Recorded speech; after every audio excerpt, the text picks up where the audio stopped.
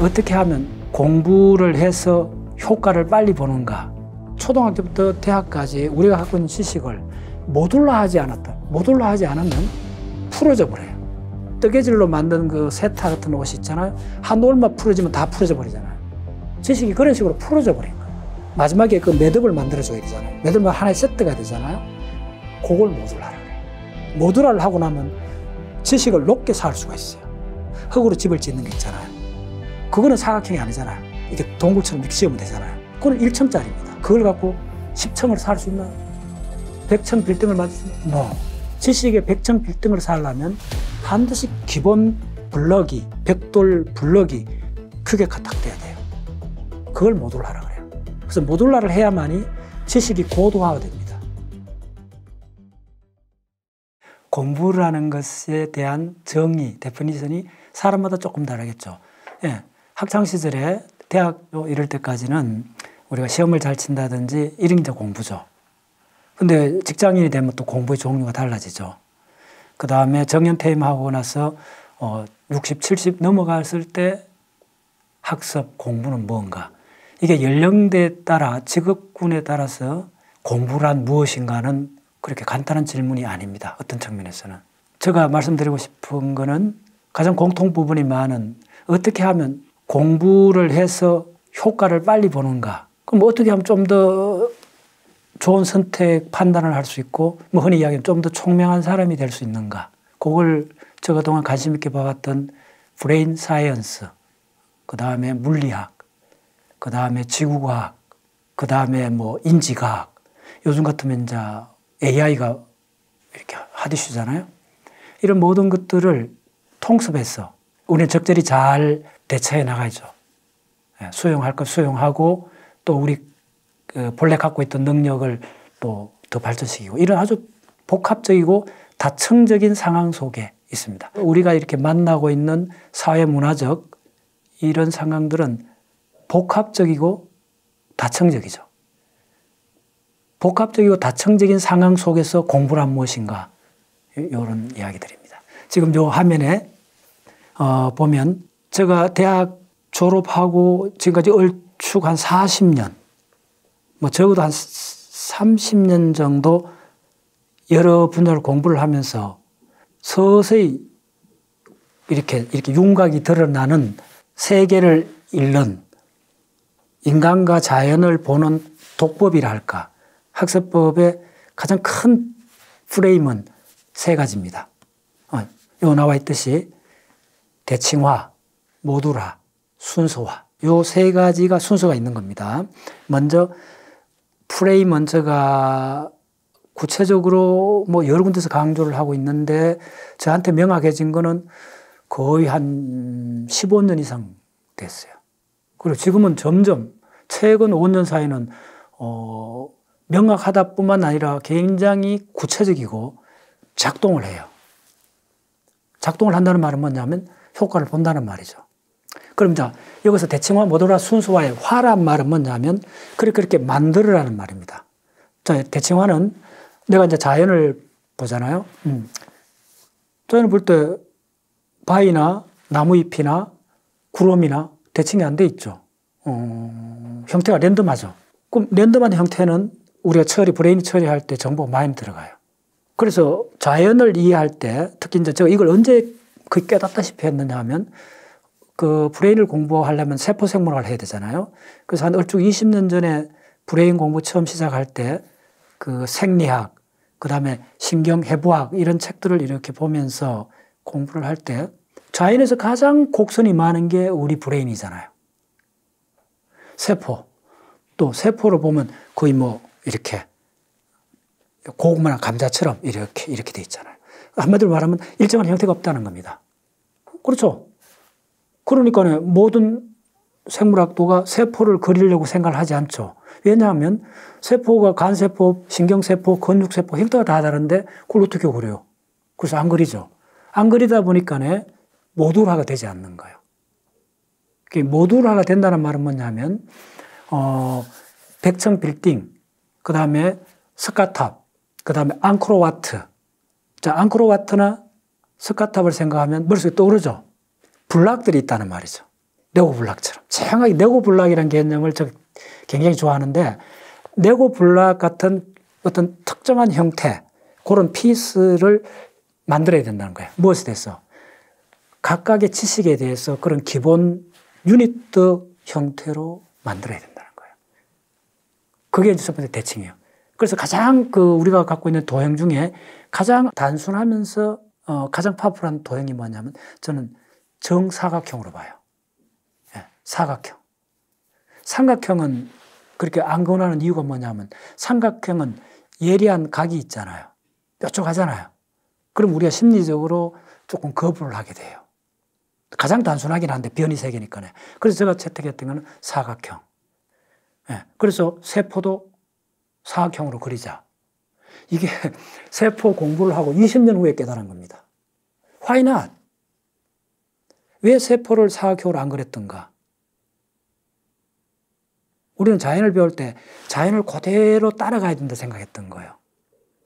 그러나 인류가 기술이나 과학 문화를 발전시키는 자연을 이해하고 자연의 원리를 체득하고 나서 그 원리대로 하지 않는 것들이 오히려 인류 문화를 이룬 겁니다. 자, 예를 들어 주겠습니다. 잠수함은 물고기처럼 헤엄치지 않아요. 비행기는 새처럼 날지 않아요. 만약에 비행기가 새처럼 날았다면, 날개를 퍼뜨리고 날았다면 태평양을 못 건넜을 거예요. 이해됐죠? 가장 명한 포인트 이거예요. 원리를 이해한다 해갖고 원리대로 살아간다는 게 아니고 자연은 굉장히 원래 랜덤한 형태예요. 구름, 나무잎, 바위 다 온갖 형태가 있는데 그러다 보니까 표준화를 못해요. 그래서 학문에 저는 첫 번째가 우리가 브레인이 처리하기 가장 편하도록 간단한 도형으로 바꿔놔라. 그래서 그 후 저는 원을 싫어하게 됐어요. 최근 5년 동안 그걸 우리 회원들한테 굉장히 강조해요. 곡선하고 원을 싫어한 사람이 돼버린 거예요. 왜 그러냐면 가장 간단한 대칭은 사각형이에요. 그래서 세포도 사각형을 그리면 세포가 곧장 기억이 돼요. 우리가 사실 필요한 것은 세포에 아주 복잡하게 항상 바뀌는 모양이 아니고 세포 속에 있는 미토콘드리아, 엽록체, 그다음에 핵, 여러 가지 단백질 분자들의 상호작용이 중요한 거잖아요. 그 형태, 변하는 형태는 항상 바뀌니까 사실은 중요한 게 아닙니다. 어떤 측면에서. 그래서 우리가 세포를 사각형을 그리고 나면 오히려 세포의 작용이 일목요연하게 보여요.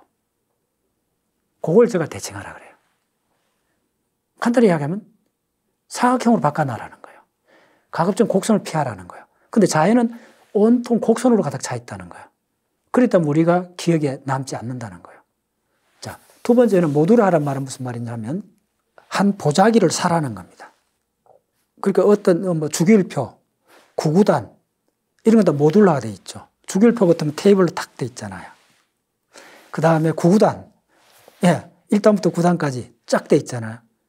요게 전형적으로 왜 구구단을 전 인류가 그렇게 모두 다 암기를 하면서 산수 계산이 인류가 급격하게 진화를 했잖아요. 구구단을 생각해 보면 돼요. 그게 바로 모듈화의 대칭하고 모듈화의 결정판입니다. 구구단이. 이해됐죠? 네, 모듈화요. 자, 우리나라에서 이 모듈화로서 크게 된 거가 뭐냐면 예를 들면 모듈화하고 순수하고 결합한 게 사실은 태권도 같은 겁니다. 예를 들면 그 태권도가 지금 올림픽 종목에 들어가고 굉장히 전 세계에 알게 됐잖아요. 태권도가 전 세계에 보급되는데 결정적인 기여를 한 사람이 이름이 지금 기억이 안 나는데 옛날에 제가 다큐멘터리를 봤어요. 그분이 미 의회에 미국 국회의원들한테도 그 태권도를 가르쳤어요. 유명합니다. 근데 그 사람의 다큐멘터리를 보면서 놀랐던 게 태권도의 품새라 그러잖아요. 그래서 그 사람이 전 세계 태권도의 규격화를 한 거예요. 간단하게. 나라마다 지역마다 태권도 모양이 뭐 약간 품새나 뭐 좀 다를 수가 있잖아요. 그걸 인류가 문화를 이렇게 발전하게 단계는 전부 다 도량령을 제정했다 얘기 들어보셨죠? 예, 도량령 제정. 그걸 우리가 학습법에 이용하자는 거예요. 그게 바로 모듈화입니다. 모듈화는 자 이런 겁니다. 모듈화는 이런 겁니다. 자, 여기에 시원한 물이 들어있어요. 자, 그럼 이 물을 여기다 헛불에 놓으면 어떻게 될까요? 엎질러진 물이잖아요. 예, 엎질러진 물, 헛뿌려진 물은 1시간 내려다 증발해버려요. 누구한테 줄 수도 없어요. 그리고 보관이 안 된다는 거예요. 그 다음에 이걸 조작을 할 수 없다는 거예요. 조작이란 말 너무 싫어하면 안 돼요. 조작의 말이 굉장히 중요한 말입니다. 조작한다는 말은 뭐냐면 이온 가치를 높이기 위해서 내가 가공, 2차, 3차 가공을 한다는 말이거든요. 근데 헛뿌려진 물은 내가 어떻게 할 수가 없잖아요. 그런데 이거 페트병에 담긴 물은 요걸 내가 모듈 하라 그래요. 그럼 이거는 내가 지금 갈 때는 마시고 또 냉장고 넣었다가 일주일 후에 마실 수도 있고 친구한테 줄 수도 있고 친구한테 주고 하는 걸 조작이라 그래요. 그럼 조작을 하거나 이걸 저장을 하려면 반드시 모듈화 형태를 가져야 돼요. 그 제가 봤더니 초등학교 때부터 대학까지 우리가 갖고 있는 지식을 모듈화하지 않았다는데 모듈화하지 않으면 풀어져 버려요. 우리가 뜨개질로 만든 그 세타 같은 옷이 있잖아요. 한 올만 풀어지면 다 풀어져 버리잖아요. 지식이 그런 식으로 풀어져 버린 거예요. 그러면 그 마지막에 그 매듭을 만들어줘야 되잖아요. 매듭은 하나의 세트가 되잖아요. 예. 그걸 모듈화라 그래요. 그래서 저는 어떻게 하냐면 1년에 이제 강의를 4시간짜리 강의를 뭐 한 30회 막 이렇게 해요. 마해요. 뭐 어떤 데는 굉장히 마해요. 그러면 그 4시간 파워포인트 한 장 보고 많은 수식을 풀고 세계 지도를 그리고 이렇게 해요. 그럼 우리 회원들한테 물리 강의를 4시간짜리 8번 들으면 한 2달 반, 석 달 들으면 딱 그거 집중해갖고 그 강의가 끝나면 그 강의 들었던 지식을 그대로 강의 끝나면 보자기에 사갖고 의식 속으로 이렇게 아주 정갈하게 보자기에 딱 묶어갖고 함에 집어넣고 상자에 집어넣고 보자기를 사갖고 선반 위에다 딱 이렇게 모셔두라 그래요. 그런 심리적 의식이 필요해요. 안 그러면 우리가 어떤 지식을 획득하고 나서 그 다음에 다른 상태로 바뀌잖아요. 뭐 생업에 나가고 해외여행 가든지 뭐 다른 일을 하게 돼버리면 내가 열심히 석 달 공부했던 게 곧장 풀어져 버려요. 지식이 풀어진다. 흐트러진다. 지식을 간직하지 않는다. 그래서 밑 빠진 독이 되어버린 거예요.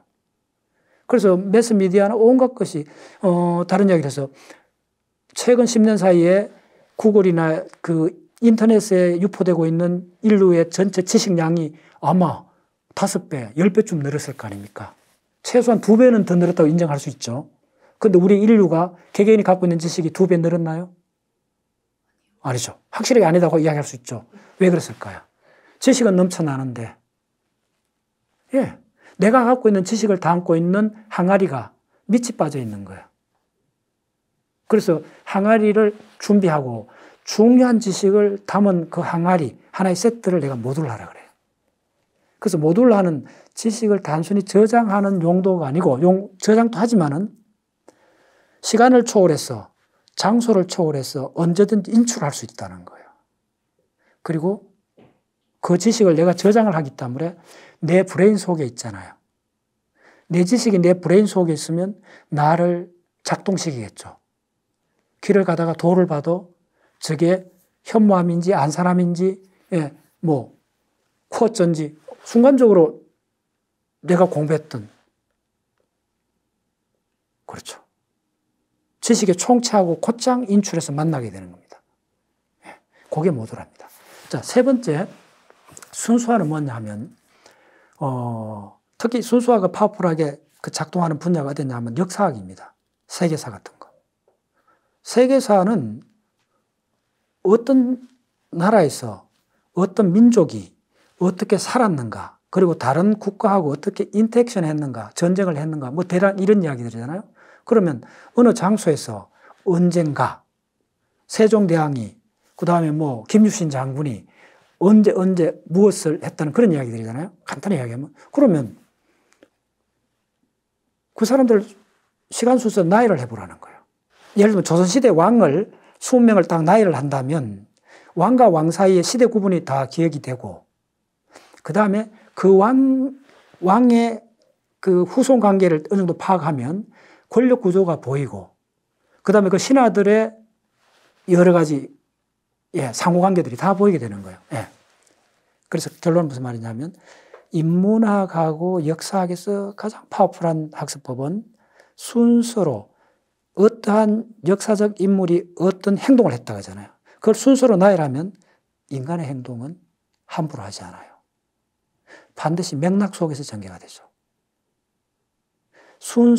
순서의 맥락이 인과의 법칙입니다.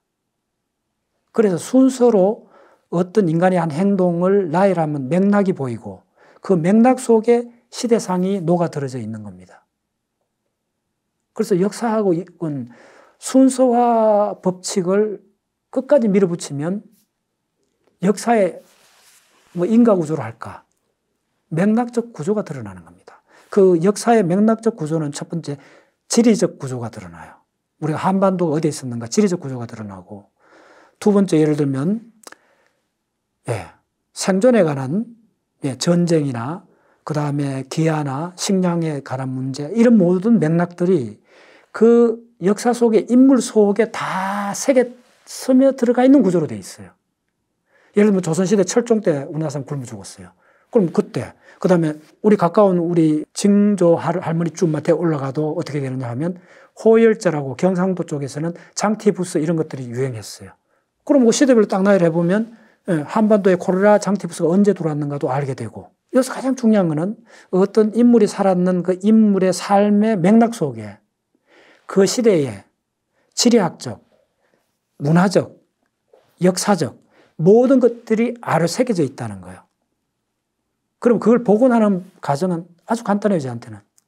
그 인물이 살았던 순서대로, 활동 순서대로 나열해 보라는 거예요. 그게 순서화 법칙입니다. 순서 법칙에 나열하면 인과 구조가 드러나고 그 속에서 맥락이 드러난다는 거예요. 그 맥락을 해석하는 것이 저는 역사의 가장 중요한 우리가 공부해야 되는 방법이라고 해요. 그래서 다시 한 번 더 제가 한 30년 동안 이렇게 가슴 속에 있었던 대칭화, 모듈화, 순서화 이 세 가지 그 플랫폼으로서 제가 박문호 자연각 세상이라는 단체를 만들고 이 세 가지가 저는 작동하고 있는 거예요. 그래서 우리가 좀 이렇게 그 학습을 이렇게 쭉 10년, 20년, 이제 한 6, 70년 되면 이제 어쨌든 우리나라 인간은 학습을 하게 되잖아요. 모든 학습에서 먼저 물어봐야 되는 거는 우리가 어떤 지식을 획득했을 때 이 지식이 작동하는가를 물어봐야 돼요. 간단히 대칭화 모듈화 순서를 제가 다시 한번 요약해 드리겠습니다. 대칭화는 기억 용량을 줄여주기 때문에 굉장히 이펙티브한 학습법의 가장 첫 번째가 대칭화입니다. 기억 용량하고 관계 있습니다. 그래서 곡선을 피하고 사각형을 쓰라는 이유는 뭐냐면 기억 용량이 사각형이 곡선의 반 또 10분의 1 정도 된다고 생각합니다. 거의 신경 안 써도 될 정도로 기억 용량을 확 줄여줍니다. 브레인의 부담을 줄여주는 게 학습법의 첫 번째입니다. 왜냐하면 보세요. 우리가 어려워서 공부를 못 하잖아요. 수학이나 물리학을 대부분 싫어하는 이유는 어렵다 그러잖아요. 어렵다는 말은 신경이 쓰인다는 말이고 신경이 쓰인다는 말은 브레인에 에너지를 쓰고 있다는 말이고 에너지를 너무 쓰다 보니까 머리가 넉다운 되는 거예요. 그래서 혐오 반응이 일어나 버리는 거예요. 접근을 안 하게 되는 거예요. 그래서 학습법에 그게 뭐가 됐든지 첫 번째 요체는 진입 장벽을 무조건 낮춰줘야 돼요. 진입 장벽을 낮춰주는 아주 결정적 방법은 브레인의 부담을 줄여주고 브레인을 편안하게 해줘야 돼요. 오케이.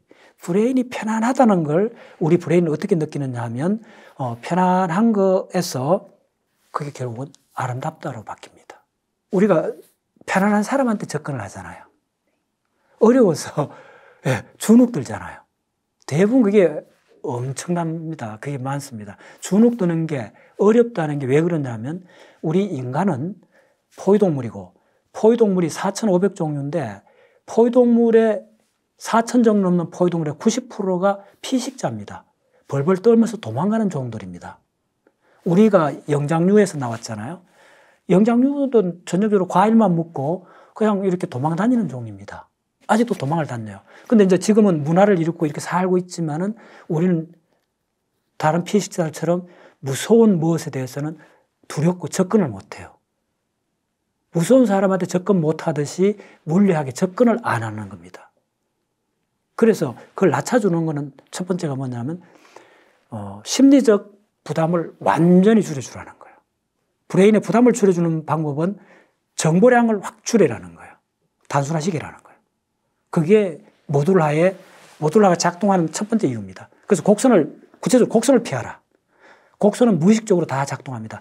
저는 파워포인트를 이렇게 무슨 회사나 뭐 이렇게 파워포인트 작성을 딱 보면 머리가 뻑적하다 그러잖아요. 번지럽다 그러잖아요. 그게 뭔지 하면 색깔 5-6개 놓고 온갖 그냥 꽃무늬 엮고 정작 안에 있는 정보는 한 줄밖에 없는데 온갖 주에 데코레이션 해놓으면 그 주변에 우리가 사각형 코너에 있는 모든 그러니까 그 곡선 뒤에 배경 무늬 이런 데 정보가 다 분산이 돼 갖고 그런 파워포인트를 보고 있으면 머리가 띵해요. 안 좋아요. 그래서 대칭 하나 뭐냐면 기억의 정보를 확 줄여주고 정보를 줄이는 대신 그거에 들어가 있는 정보 속의 인과과정, 인과관계가 확 드러나게끔 해주라는 거예요. 두 번째 모듈화는 뭐냐 하면 모듈화의 핵심은 조작 가능성입니다. 모듈화를 하고 나면 지식을 높게 쌓을 수가 있어요. 항토방득 그렇게 들어가면 흙으로 집을 짓는 게 있잖아요. 그거는 사각형이 아니잖아요. 이렇게 동굴처럼 이렇게 지으면 되잖아요. 예술품은 굳이 사각형을 안 해도 되잖아요. 네, 그거는 1층짜리입니다. 만약에 불가마처럼 이렇게 진흙으로 그런 거 만든다 하면 그걸 갖고 10층을 쌓을 수 있나요? 100층 빌딩을 만들 수 있나요? No. 그래서 100층 빌딩을 쌓으려면 지식의 100층 빌딩을 쌓으려면 반드시 기본 그 블럭이 벽돌 블럭이 규격화 딱 돼야 돼요. 그걸 모듈화라 그래요. 그래서 모듈화를 해야만이 지식이 고도화가 됩니다. 다시 지식이 1층짜리 지식을 하면 모듈화 할 필요 없어요. 지식을 적어도 우주까지 우주의 원리나 상대성 이론이나 분자세포 생물학이나 이런 걸 들어가려면 지식이 고도화돼야 돼요. 고도화할 때 반드시 필요 조건이 뭐냐면 지식을 모듈화하라는 거예요. 세 번째 순수화는 뭐냐면 순수화를 하게 되면 맥락이 드러난다는 거예요. 그래서 우리가 인문학이나 역사학의 핵심은 맥락인데 맥락은 순수화로 나열만 하면 그 어떤 역사적 사건, 역사적 인물이 했던 행위에 순서가 드러나기 때문에 그러니까 맥락 구조가 드러나면 그 맥락 구조 속에 역사적 모든 사건이 스며들어가 있다는 거예요. 그 대칭과 순수화 모듈은 굉장히 중요했던 다시 한 번 더 들어가겠습니다. 요것만 이해하시면 제가 어떤 식으로 학습했는가가 이 그 속에 다 들어있습니다. 대칭화는 어디서 왔느냐 하면 입자물리학에서 온 겁니다. 굉장히 엄밀한 사이언스에서 온 겁니다. 그래서 이거는 입자물리학은 구체적으로 1957년도 이후부터 불거지기 시작한 겁니다. 인류가 입자물리학은 원자 핵 속으로 들어가서 양성자를 구성하는 업콕 2개 다운콕, 중성자의 다운콕하고 업콕 사이의 그 교환 과정입니다. 예, 그 과정에서 이제 힉스 입자까지 다 나가고 요게 노벨상이 뭐 수십 개 나오는 요 분야인데 이 분야의 입자물리학을 제가 몇 개월 동안 강의를 하면서 가슴속에 남았던 게 입자물리학 하는 사람 다 하나 가지입니다. 대칭. 예. 그 대칭은 다른 말로 보존이랍니다. 그래서 이게 자연과학에서 가장 근본적인 그 밑에 있는 것이 뭐냐면 네테르 시오리라는 건데 네테르 시오리라는 아마 한 20년도쯤일 겁니다. göttingen 대학의 그 여자 수학자입니다. 그래서 네테르 시오름이라는 그 입자물리학부터 자연과학 전체에서 가장 그 근본적인 원리인데 시오름인데 그게 뭐냐 하면 one symmetry correspond to one conservation law라고 이렇게 표현합니다. 간단히 말하면 하나의 시메트리가 있으면 하나의 보존 법칙이 있다. 요걸 신조로 모시고 그로서 구체적으로 모든 걸 설명하려고 하는 학문을 입자물리학이라 합니다. 그래서 하나의 대칭이 있으면 하나의 보존되는 양이 있다. 그래서 물리학에서 보존되는 양은 뭐냐면 에너지하고 운동량이거든요. 그래서 우리 중학교 때부터 배웠어요. 에너지 보존의 법칙, 질량 보존의 법칙. 질량하고 에너지는 같으니까 에너지 보존의 법칙, 질량 보존의 법칙, 그 다음에 운동량 보존의 법칙. 요 세 가지 보존의 법칙이 어디서 왔느냐 하면 대칭에서 온 겁니다. 그래서 우주에서 갤럭시든 별이든 지구든 바위든 사람이든 벗어날 수 없는 딱 가장 깊이 들어가면 한 가지 가장 근본적인 원칙이 있습니다. 그래서 물리학하는 사람들이 이걸 갖고 아름답다라고 표현을 해요. 요 하나가 뭐냐면 하나의 대칭은 반드시 하나의 보존 법칙을 수반하게 되어 있어요. 그래서 운동량 보존의 법칙은 어디서 왔냐면 대칭인데 뭐에 대한 대칭이냐면 공간에 대한 대칭에서 수련한 겁니다. 어렵게 설명하지만 이렇게 보세요. 자, 미국에서 한 실험이나 아프리카에서 한 실험이나 실험 결과가 동일해죠. 동일한 조건에서 하면. 미국하고 우리나라든 다른 데는 장소가 다르잖아요. 근데 공간이잖아요. 공간을 달리해도 지구에서 한 실험이나 달에서 한 실험이나 동일한 법칙의 작용을 받아야 된다는 게 공간 대칭입니다. 그걸 보정해 주는 게 뭐냐면 운동량입니다. 그래서 운동량은 우주에서 보존이 돼야 됩니다. 어떠한 경우에도. 두 번째, 에너지는 보존이 되잖아요. 물질하고 에너지는 보존되는데, 그게 에너지가 보존된다는 게 피부가 와닿지 않아요. 그런데 가만 보면, 리얼하게 볼게요. 물질 에너지가 보존되는 거 있어요. 우리가 죽으면 80kg 사람도 죽으면 하장장에 가면 한 1kg 밖에 안 되는 하얀 가루밖에 안 되잖아요. 2시간 후에. 그럼 89kg의 건장한 사람 어디 갔고 남은 하얀 가루 1kg 밖에 없느냐. 질량이 보존 안 됐잖아요. 2시간 동안 꿀뚝을 벗어요. 하장장에. 그럼 연기가 올라가죠. 뜨거운 불에 들어가면 우리 몸을 구성하는 70% 물이 빠져나오죠. 그 다음 나중에 분해되면 기체로 바뀌어요. 일부가. 그거 다 모아봤어요. 꿀뚝으로 나가는 연기, 몸에서 빠져나가는 물, 그 다음에 마지막 분해 안 되는 칼슘 이런 뼈가루들 다 합치면 그대로 다 나오죠. 이게 어마어마하게 은밀하게 되는 겁니다. 1g도 차이 딱 됩니다. 0.1g도 차이 딱 됩니다. 예. 그래서 질량 에너지가 보존이 됐죠. 질량 에너지가 보존되는 데 대해서는 무슨 대칭이 있느냐 하면 바로 에너지의 대칭, 에너지가 불변, 보존이 됐다는 말은 하나의 대칭이 있었다는 겁니다. 그 대칭이 바로 뭐냐 하면 시간에 대한 대칭입니다.